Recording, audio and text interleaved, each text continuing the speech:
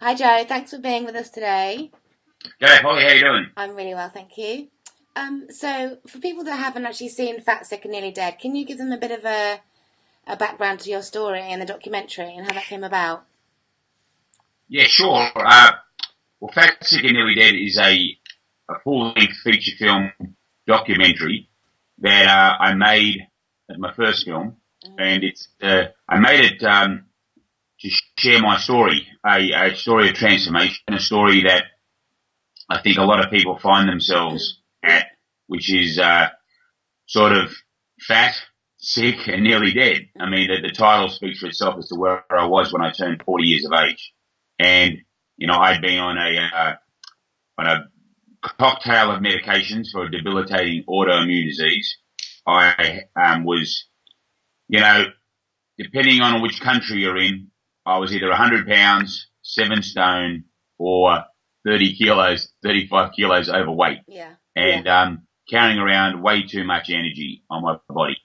And I'd sort of tried many things. I was outsourcing my health to other people. I was kind of saying, here's some money, please fix me.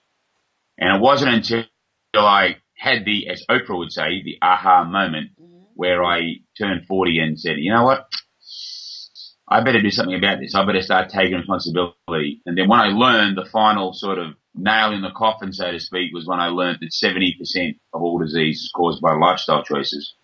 I wanted to see if my disease fell into that category. So what better way of discovering that than to perform an experiment on myself, which was to eat lots of plant food.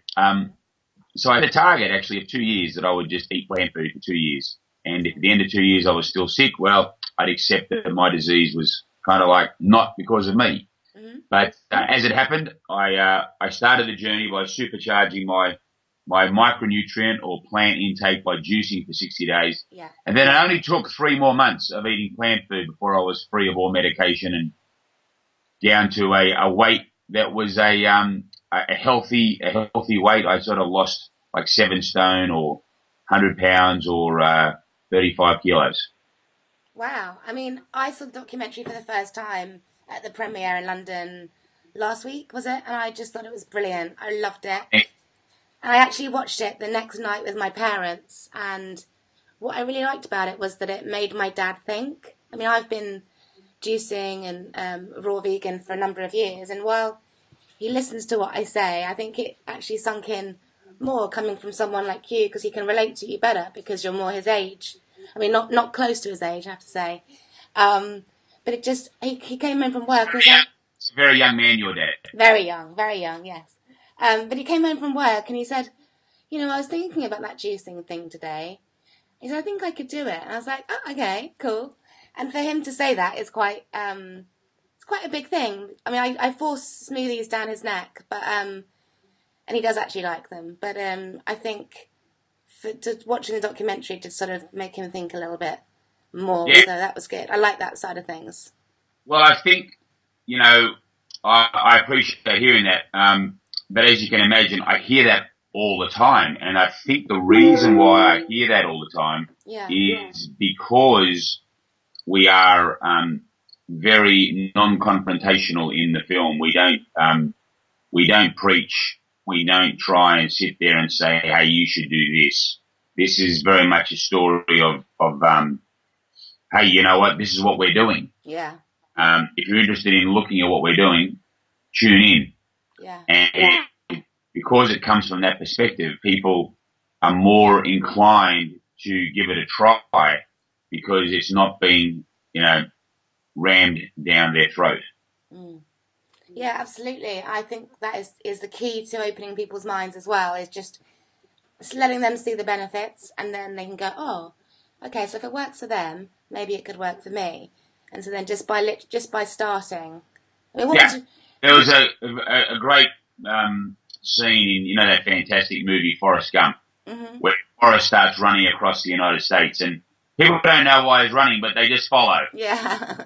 And I kind of feel that a lot of it, what we did when we travelled across the United States, a lot of that was a bit of a Forrest Gump moment there that people Yeah. started following. Don't know why, we're just drinking the juice. I mean, when you started out, was it your intention to start a movement, or I mean, because obviously I, it's no, it just What was your intention?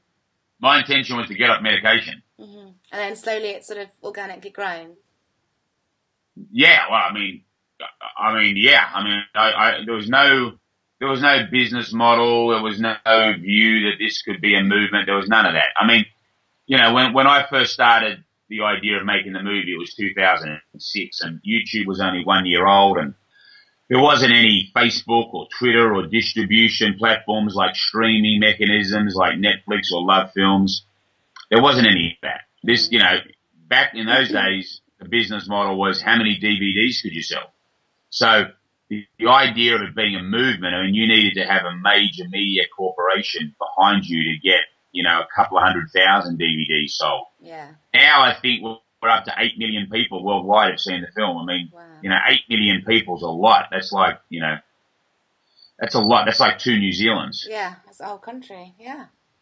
And it's fantastic. I'm just really excited, and everybody is, I think, sharing the information, which I think is key. Yeah, well, I think what it's doing is it's creating this buzz and discussion, which is it's a healthy debate, and I mean that not healthy as in the healthy, but it's like it's a good thing that we're having this debate, because I think that what the film does is it introduces some ideas that we've forgotten about. It doesn't introduce, in my opinion, anything new. No. It just reminds us what we've forgotten.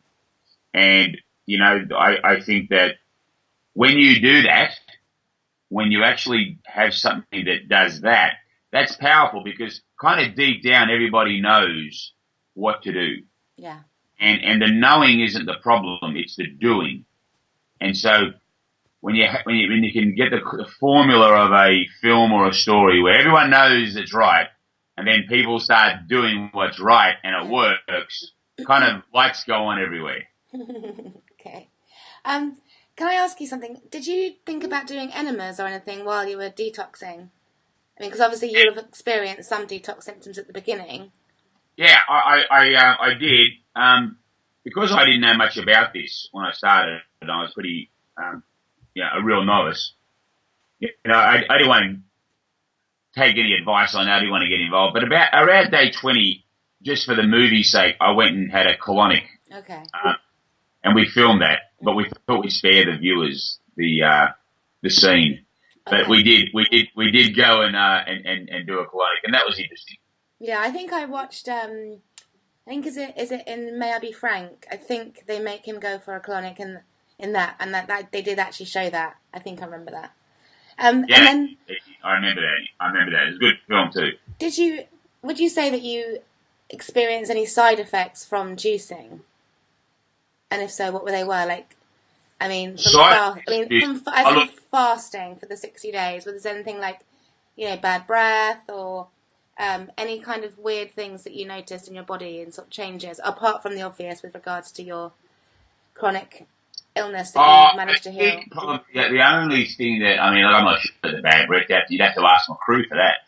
I don't know. They never said anything. I can tell you what, you brush your teeth 3 or 4 times a day. I'll let you absolutely. I would say the only side effect that I had, apart from everything feeling great and positive, was that towards the end, I started to get a little bit tingly in my fingers. I was a little bit more sensitive to noises and surfaces that previously didn't annoy me. Okay. Like just some roughage, certain types of metal. You know how sometimes that things can make your blood run cold by scratching your fingers down a blackboard or something like that? Yeah. I was a bit more susceptible to those sorts of things, and I remember asking a naturopath or something about that, and they thought that because I didn't have a lot of fat or oil in my diet, that could be a reason. But it returned to normal, and it wasn't. It's never been a problem. That was just a little thing, but otherwise, the side effects for me were getting off medication, losing a lot of weight, feeling amazing, and regaining my health. And what was your biggest vice before you started juicing? My biggest vice. Yeah. Wow, that's a toss-up.